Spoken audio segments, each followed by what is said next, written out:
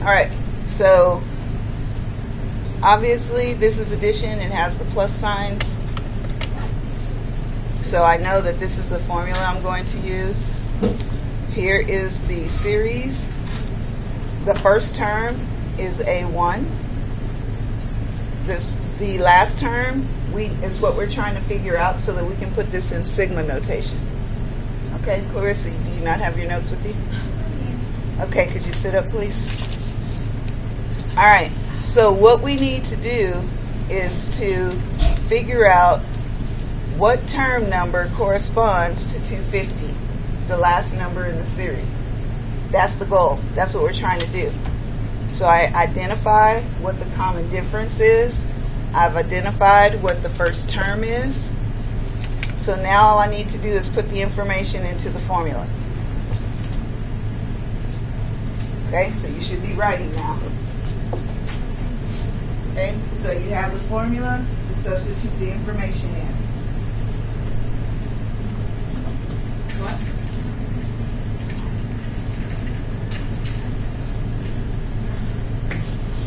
Okay, now you're going to simplify.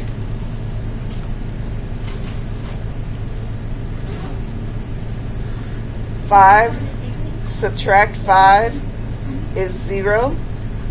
So that leaves us with 5n. Okay? So 5n is our formula.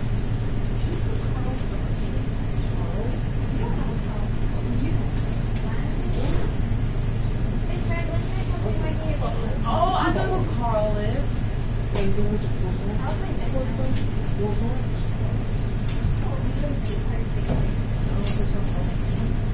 All right. So now that we know what the formula is, now we can figure out what term 250 is. So 250 equals 5n. Divide both sides by 5. So 250 is the 50th term. So we did all of that to figure out what term it was.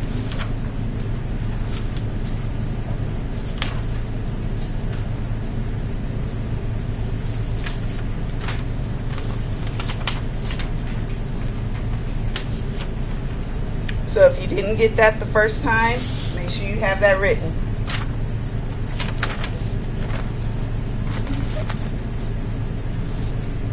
Make it higher. Can you see it now? Can you see it now? Okay. All right. Questions on the first one. Now, each of these I have a little bit of a twist to them, so that each one is a little different. Okay? So let's do 3B.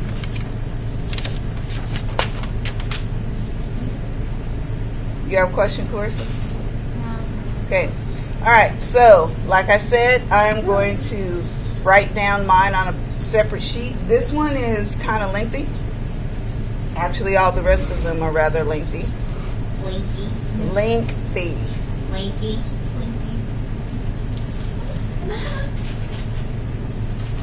So your classmates will get to hear you next period because I'm recording this. Lena's here. All right. Okay, so let me get your attention this way. Okay, get with me, Abraham. All right. So 1 over 5 to the third is the first term. 5 to the fourth is the second. Sorry, I put the number in the wrong place. Should be sub 1, sub 2. This is sub 3. I need to figure out what term that is. All right? This is when your number sense comes in handy. Okay, what is the relationship between the term number and the exponent? Are they multiplying or are they adding? What's the connection between the number 1 and 3, number 2 and 4, number 3 and 5? What's the connection? Where's the 2? Say it again. Where did you see 2? What about the 2? Yeah. Wait, why did you say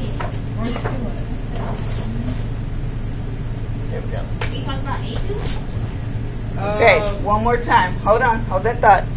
What is the connection between the term number and the exponent? It's +2. No, it's, oh yeah. Lena's right. It's +2. So my formula is 1 over 5n plus 2. Can we do that with any of them? Or just this one? It depends. So that's why your number sense is so important, is that you have to figure out what the pattern is. On the first one, it was easy because all we had to do was plug it in the formula. Formula's not going to work with this one. Actually, it will, but it's extremely complicated. But if you just look at the connection between the term number and the exponent, life is easy. Life is good. Okay? So that's it? Nope. Arithmetic. Yeah, that's the formula. All right? So remember, the goal is to...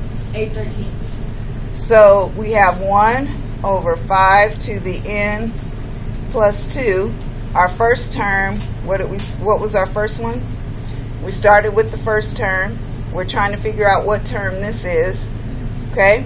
So now I need to write an equation to figure out. Lena's already figured it out, but now we have to prove that she's right by doing the equation. All right? So 1 over 5 to the 15th equals 1 over 5 to the n plus 2. So 15 equals n plus 2. So what is n? 13. So that's my upper limit.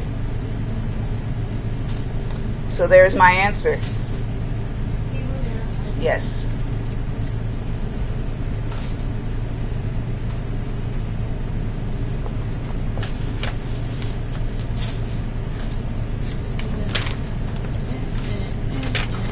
See this one? See the number there.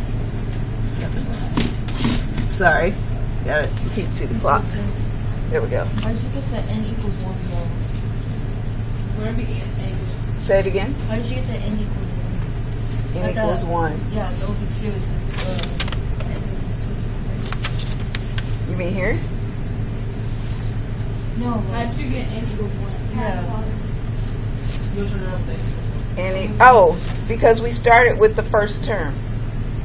The first term, remember, this is our lower limit. What we end with is our upper limit. So we started with the first term, so n equals 1. So do we always... No, you don't always have 1. Sometimes you'll start with a different term. And it should tell you, right? Yes. Okay, so for all the ones like A through E, it's going to be in 1 on the bottom? Yes. Good questions. All right. Let's go to C. All right. So 3C. So I've got 3 over 10 plus 3 over 100 plus 3 over 1,000 plus 3 over 10,000. Okay? So, almost. A sub 1, A sub 2, A sub 3, A sub 4. Well, we don't have a dot, dot, dot. How many terms do we have? 4. So I know what my upper limit is and my lower limit. My upper limit is 4. My lower limit is n equals 1. What I'm missing is my formula. I need my formula. All right? So this is where that number sense comes in handy. What is the relationship between these? This is 10 to the first power. 100 is 10 to the second power. 1,000 is 10 to the third power. Oh my God. And 10,000 is 10 to the fourth power. Should we put the 10... So what's the connection between the term number and the exponent? What's the connection? What do you mean? It's the same thing. So this will be 3. So are you just adding another exponent? Yes. How can I write that mathematically? 10 n plus 1. Right? Are we adding 1 every time? No, it's the same thing. Oh, just put in. There you go. Very good. You just put n. So there's my formula. So down here, I'm going to have 3 over 10 to the n. I am done. Wait, I have a question. I have an You can answer. also work n to the 10th? No, No? no. Okay, so